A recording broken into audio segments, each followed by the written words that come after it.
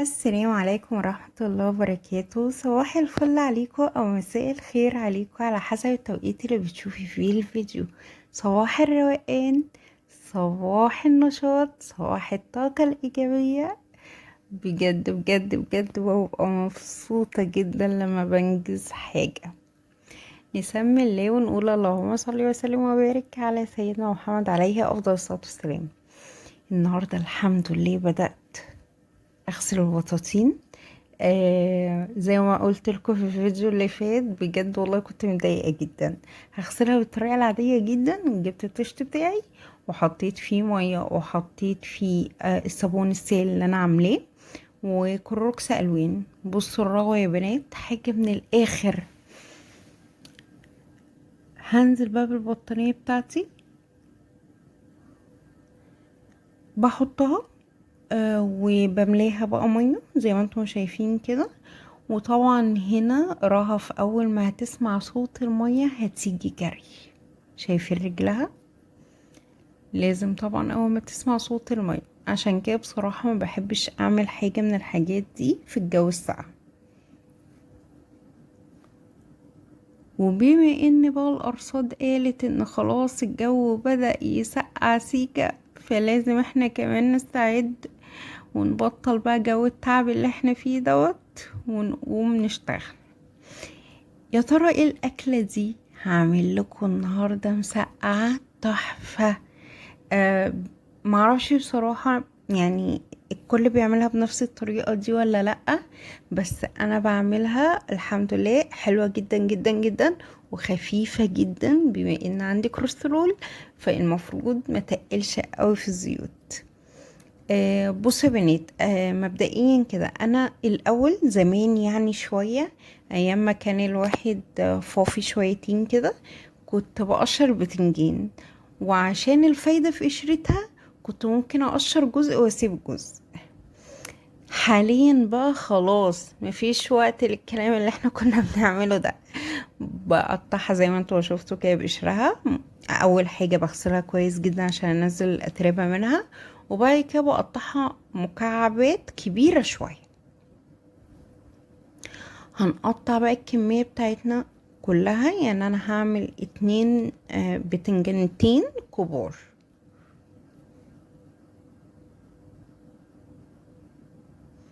مين زيي بقى كده يا بنات بجد بيفرح قوي لما ينجز حاجة كانت عليه؟ متهيألي الناس كلها كده يعني، ولا انا تافهة ولا ايه؟ بس اكيد بيبان في صوتي. هنا سيمبا بقى كان واقف جنبي وانا بعمل الاكل. بصوا هنا هو عمال يمد ايديه على السكينه وانا طبعا خايفه لا يتعور. فرحت قلت له بس يعني، وهو الحمد لله مؤدب وسمع الكلام ووقف يتفرج عليا بس.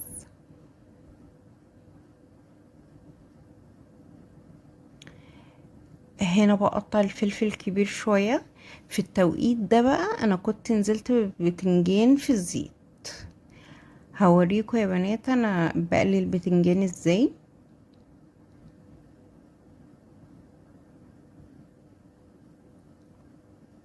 بصوا بقى يا بنات، انا مش بحمره، انا يا دوبك بس بخليه يدبل ياخد لون خفيف جدا.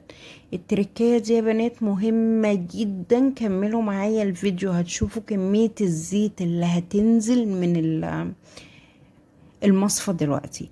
نفس الكلام البتنجان ما بقليهوش، الفلفل برضو ما بقليهوش، انا يا دوبك بخليه بس يدبل وياخد لون. قليت البتنجان وقليت الفلفل. هنا بقى انا مش هقلي البطاطس، انا هستكفى بكمية الزيوت اللي في البتنجان والفلفل. اخلي البطاطس تشربها. هنا هشيل الجزء دوت. بجد يا بنات البطاطس السنة دي فيها حاجة غريبة قوي، يعني غالية ومش حلوة. مش عارفة بجد في ايه. ربنا يرحمنا يا رب ويرفع عننا البلاء.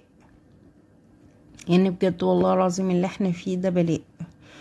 ربنا يرحمنا يا رب رحمته الواسعة، ويقوي يا رب كل أسرة على حالها، وربنا يعيننا جميعا. بس هقطعها برضو مكعبات بنفس الطريقة. بصوا يا بنات، برضو انا بحط جزر على المسقعة. بس ما كانش عندي بصراحة، فمش هحط جزر المرة دي. برضو بجيبه واغسله وبقطعه، ما بقشرهوش عشان الفايدة اللي في القشر. وبحطه زيه زي البطاطس كده، يعني ولا بقليه ولا بشوحه ولا بعمل اي حاجة، زيه زي البطاطس دلوقتي وبنزل بيه. طبعا بحطها في مية عشان ما تسودش. هغسلها كويس وهحطها في مية تاني نضيفة لحد ما اعمل التسبيكة بتاعتها. هجيب الحلة بتاعتي وهحط المادة الدهنية. انا حطيت معلقة زيت. ما تزودوش يا بنات في الدهون، كفاية البتنجان والفلفل شرب. هجيب بقى معلقة توم، هنزل بيها. بوريكم بقى يا بنات التوم. والثوم التاني اللي انا هحطه دلوقتي ده اللي فيه الفلفل الاخضر. بقيت اضيفه على اي حاجة بتحتاج توم، بيدي تست حلوة قوي كده ونكهة خفيفة كده، يعني ما بتحسيش ان الحاجة سبايسي ولا اي حاجة، بس بيدي نكهة كده جميلة جدا. اتمنى منكم لو وصلتوا معايا لحد هنا، ولو بتتفرجي عليا وانت مش مشتركة يا ريت تنوريني باشتراكك، وتحطي لي اللايك الحلو منك عشان الفيديو يترفع، واكتبي لي كومنت تعرفيني ان انت اتفرجتي على الفيديو عشان اقدر اعمل معاكي احلى واجب. خلاص نزلت بقى بالصلصة بتاعتي اللي احنا مفرزينها، بتسهل عليا كتير والله يا بنات. مش هحط بهارات كتير، انا هحط ملح وفلفل وسنة كمون. مش عايزة تحطي كمون ما تحطيش، بس انا متعودة عليه، يعني بضيفه كده في اغلبية الحاجة، بس ايه، بنسب على حسب الاكلة. خلاص كده هنسيب بقى. حطيت بابريكا. بص يا بنات، بقالي فترة كده بستعملها، بجد حلوة جدا، بتدي طعم جميل غير اللون طبعا التحفة بتاعها. البنات لو متعرفش البابريكا يعني ايه، البابريكا يا بنات هي الفلفل الحلو، الفلفل الاحمر بتاعنا الحلو، هو ده البابريكا. خلاص كده الصلصة بتاعتي بدأت تغلي، وهنا المفاجأة، خليكم معايا هتشوفوها دلوقتي حالا. اتمنى لو بتقلوا اي حاجة تعملوا الطريقة دي بجد. تجيبوا مصفى كده وتحطوا فيها وتحطوا طبق تحتها، وشوفوا بقى كمية الزيت اللي هتشوفوها. بصوا يا بنات، شايفين كمية الزيت اللي نزلت؟ مش قليلة، الكمية دي مش قليلة خالص، كتير والله العظيم. واحنا طبعا بناكل كل الزيوت دي في الاخر، عشان كده بقى بنتعب بعد كده. لكن عايزة اقول لكم والله الطريقة ديت خفيفة جدا، ما بتتعبيش بعدها ولا اي حاجة. خلاص كده بقى هنزل بالبطاطس بتاعتي عشان تستوي بقى. هي اوريدي البتنجان مستوي والفلفل مستوي، هما بس بقى ياخدوا من طعم بعض كده كلهم عقبال ما البطاطس بتاعتي تستوي. وزي ما شفتوا ما بسبكش الصلصة ولا اي حاجة. يا جماعة، احنا دلوقتي صحتنا خلاص ما بقتش تستحمل الاكل بتاع زمان، فلازم نخفف اكلنا شوية. هوطي بقى عليها واسيبها تستوي براحتها خالص. انا كنت عاملة معاها مكرونة محمرة، هوريكم دلوقتي. بصوا الجمال والحلاوة، تسلم ايدي بجد.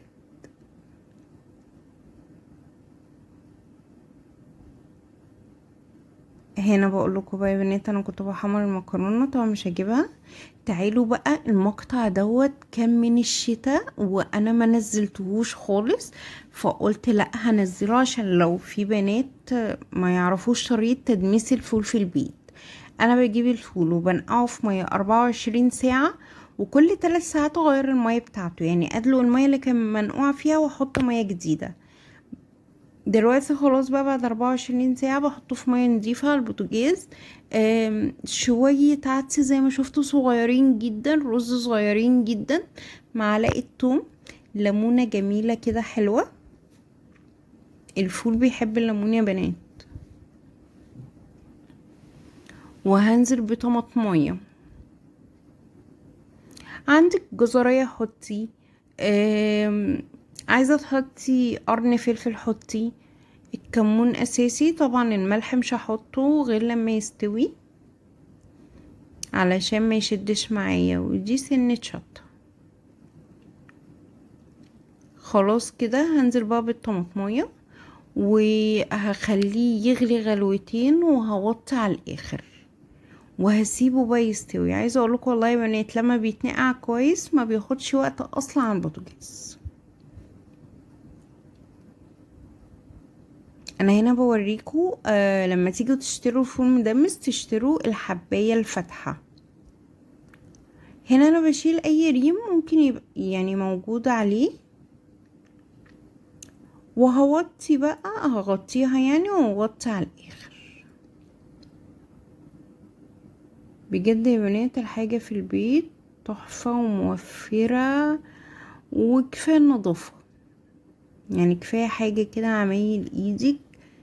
بجد الحاجة في البيت حلوة جدا. بصوا بقى يا بنات عشان تحافظوا على الحاجة اطول وقت ممكن في التلاجة، لان الحاجة بقت غالية جدا، لازم تحطيها في اي علبة، اي منظم، اي حاجة تحتها فوطة او مناديل مطبخ، ومن فوقيها كمان. ولو الكمية كبيرة يعني اعملي رقات كده من الفوط او المناديل. بصوا لحد اخر حباية الحاجة بتفضل معاكي زي ما هي.